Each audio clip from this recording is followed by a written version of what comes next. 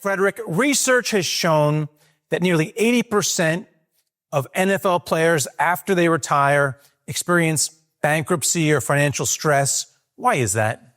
Primarily because of lack of planning and not having an infrastructure around them to provide them with the expertise that they need to drive the right outcomes.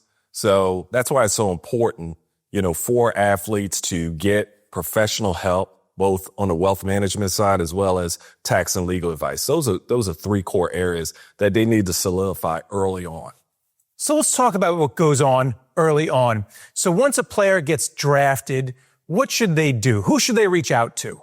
Yeah, I think number one, they should take advantage of the resources that are available to them through the various league offices. Director of player personnel usually take care of that. That's one of the functions that they help facilitate, introducing things like financial education sessions for them to become more aware of financial topics and different strategies that they can employ, as well as just providing those resources to help them get their foot, on solid ground, when it comes to getting oriented, not only with the team, but with other resources that are out there that's going to help them, advance in different areas like finance. Well, it's hard to get oriented to a windfall because they may have had very few in terms of finances before, and all of a sudden they're very wealthy. So does this apply just to NFL athletes or professional athletes or anybody who gets a windfall, whether it be an inheritance or a big contract or a lotto win? Yeah, very comparable, right? One thing about professional athletes is they've taken so much time and invested in themselves from the training standpoint, nutritionally, just focused on honing their craft. That's been their discipline. That's all they know, like from middle school on up, right? So it's important for them to develop a different muscle when it comes to, the financial aspects of it. But yeah, the cash flows tend to be uneven. They can be volatile. A lot of it's all relative to where they were positioned from a draft perspective. So that goes a long way, right? And can you also talk about the implication of taxes? Because when people hear about these massive contracts, they forget that Uncle Sam's going to get a big piece of it, as well as the agents and a lot of other folks. Yeah, that's absolutely correct. So that's why you need help.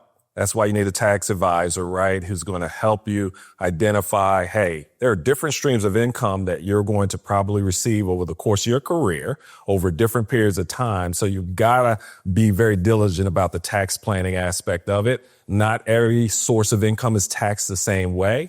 And they can help employ some strategies that'll help mitigate some of that tax liability that's coming their way. And when you speak with clients, professional athletes, or soon-to-be professional athletes, can you talk about insurance? Because an athletic career could be shortened significantly by a tear of the ACL. Yeah, think about it, right? Number one, residency is important. That can cost you a significant amount of money, is where you reside. So more than likely, a lot of athletes rent, where they play. They'll rent a home, they'll rent an apartment, and that's a smart strategy as well. But when you think about it, they're away from these assets. They could be away from these assets in their state of domicile for months on end. So you've got to protect yourself, from the risk associated with peril, the risk associated with societal risk as well. So it's important to have the appropriate level of property and casualty insurance, umbrella liability insurance, so that you can protect yourself. And how should they watch over the people that are supposedly watching over them? Because a lot of people are going to be coming in and giving these new millionaires a lot of advice. How do they know which advice to take, who to trust? Seems like that's the hard part. Yeah, I think you really have to, and even if you have a team around you that's going to help you vet these experts, I think that's important. You look at what's happening with Jaden Daniels. He has his mother around him who serves as his manager, and additional people, obviously, as a part of the agency, help vet, advisors, whether they be wealth advisors, tax experts, or legal counsel. So it's important for them as the CEO. They've got to be very entrepreneurial in their mindset. So as the CEO of their brand, they got to make sure that they're doing their due diligence and having people that can help them with that process.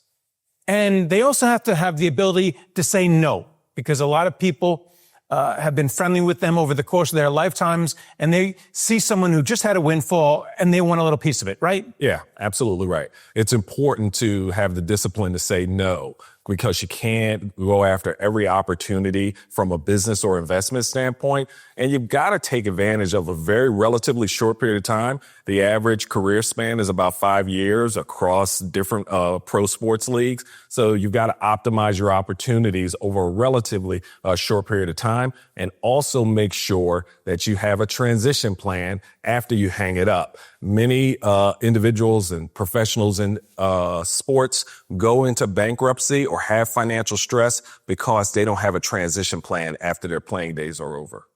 And then finally, how do you over at Wells Fargo help professional athletes and your clientele create legacies? Not just make sure that they're ready for their post-playing days, but also give back.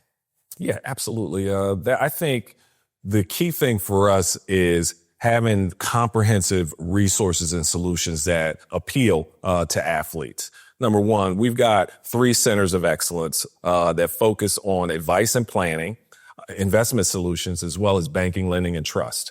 So we can help them whether they have needs associated with asset growth and asset preservation, estate planning and trust, as well as their philanthropic interests, because definitely as their career advances, they're going to want to give back to their communities that they serve, the communities that they're from, as well as the communities that they work in.